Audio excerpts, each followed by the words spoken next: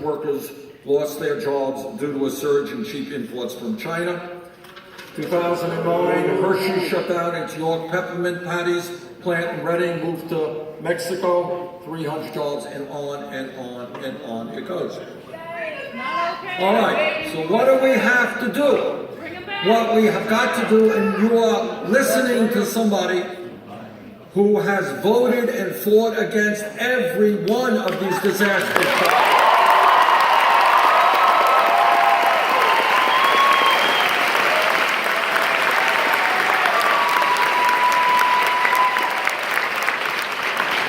Understood from day one that these trade policies were written by corporate America.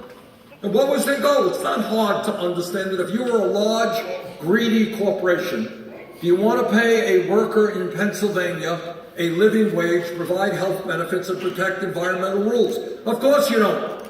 You'll shut down here, you move to Mexico, you move to China, pay people a fraction of the wages, you don't have to deal with the union, you don't have to deal with the environment, and you bring your products back here. That was the goal of these trade agreements, and that is exactly what has happened. I opposed all of these trade agreements. Secretary Clinton supported virtually all of them. That is a major difference between them.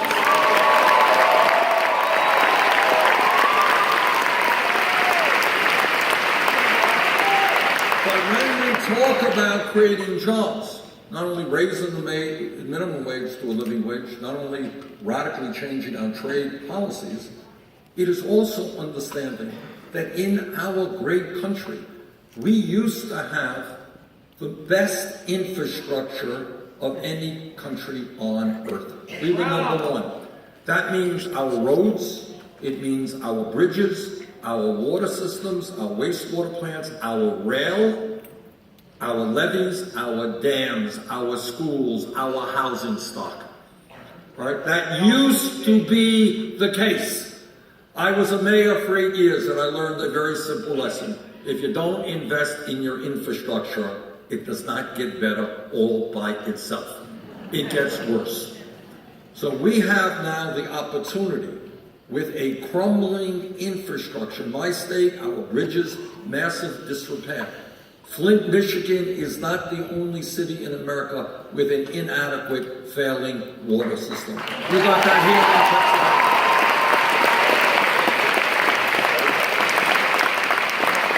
So let me suggest to you a concept which is not all that radical, and that is people should not be forced to drink polluted or toxic water in America.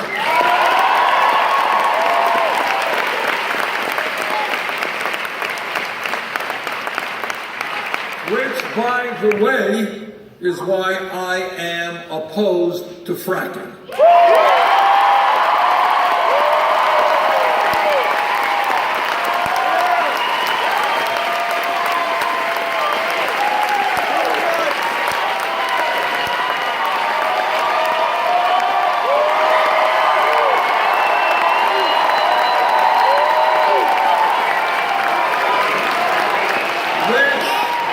Another area of difference between Secretary Clinton and myself. But what we have got to do as a nation is to rebuild our crumbling infrastructure. Again, it is not a radical idea to say that we should not have bridges that are falling apart, that our roads should be in decent shape, that we should not have to. I was in New York City last week. You can't move in the streets of New York City. Incredible traffic congestion. We can do better than that. That means investing $1 trillion in our infrastructure, creating 13 million decent paying jobs.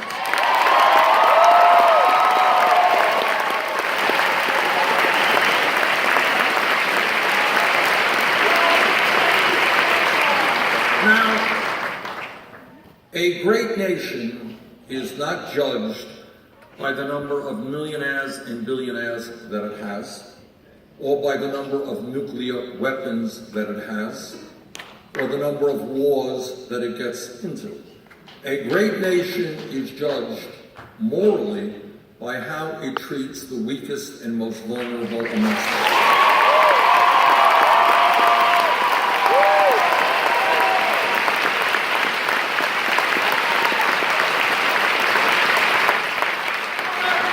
let's look at, I mentioned the issue of children before, who are the weakest and most vulnerable, who cannot stand on their own 2 feet, but also let's look at how we treat senior citizens and veterans in this country.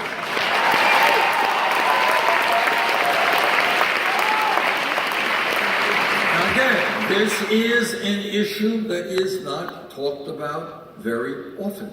And there are reasons why that, but let's talk about it. Right here in Pennsylvania, in my state, and around this country, you got millions of senior citizens and disabled veterans and people with disabilities trying to make it on $10,000, $11,000, $12,000 a year Social Security.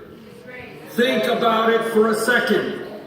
Again, just do the arithmetic. Pay for your mortgage, pay for your rent, pay for your heating, pay for your food, pay for your medicine. You know what? You can't make it on $10,000, $11,000, $12,000 a year. No way. And that is why I strongly disagree with Republicans who actually want to cut Social Security benefits. I mean, that is really quite incredible.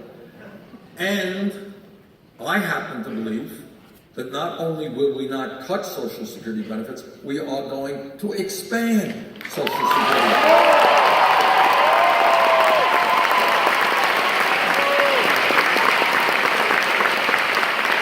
Now, how do you do that?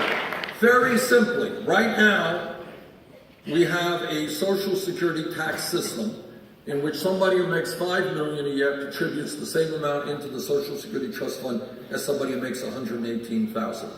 You lift that cap starting at $250,000 and above, so that somebody who makes $1 million a year contributes the same percentage of his income into Social Security as somebody making $50,000, but they're able to go.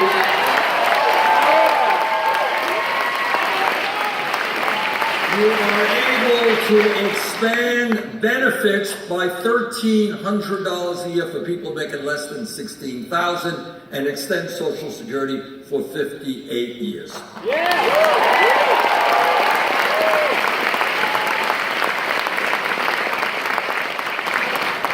Now, I have been campaigning, I've introduced legislation to do this. I've asked Secretary Clinton to come on board this legislation. I hope that she will. As of today, she has not.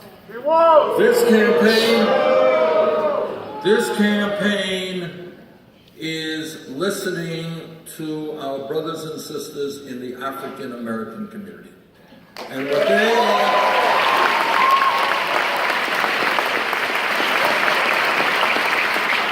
they are asking is, how can we spend trillions of dollars on a war in Iraq that we never should have gotten into?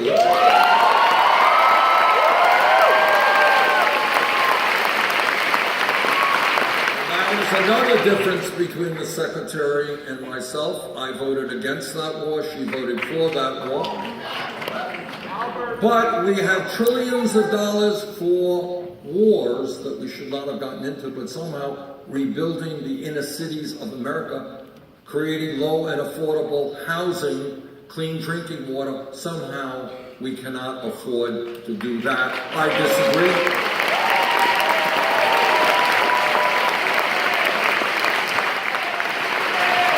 This campaign is listening to our brothers and sisters in the Latino community.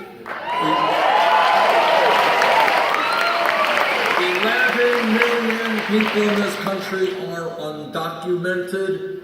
Many of them are being exploited on the job because they have no legal rights. Many of them are living in fear and in the shadows. I believe that we must move toward comprehensive immigration reform and a path towards citizenship.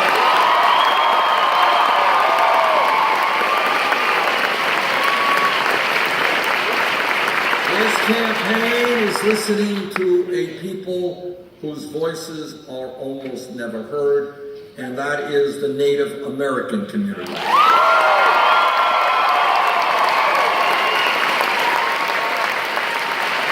All of you know that Native American people, from before we were a country, were lied to, were cheated, and treaties negotiated were broken.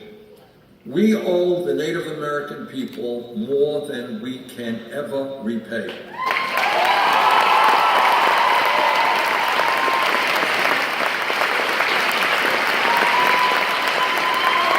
And yet many of Native Americans on reservations today and in Native American communities are really hurting with high rates of poverty, unemployment, youth suicide rates off the chart. I think that it is high time to change our relationship to the Native American people, and I intend to.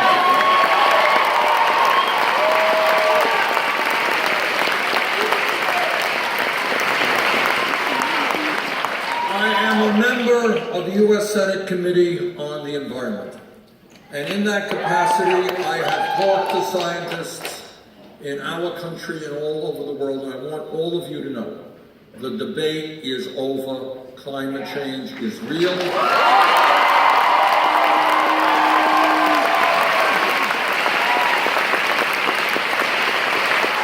is caused by human activity. It is already doing devastating harm. And what scientists are now telling us is that they have underestimated the severity of the problem. And in fact, if we do not get our act together in the very near future, what they have predicted is underestimating the potential consequences for this planet in terms of drought, floods, extreme weather disturbances, rising sea levels, acidification of the ocean, and international conflict as people fight for limited natural resources. In my view, we have a moral responsibility to leave this planet in a way that is healthy and habitable for future generations.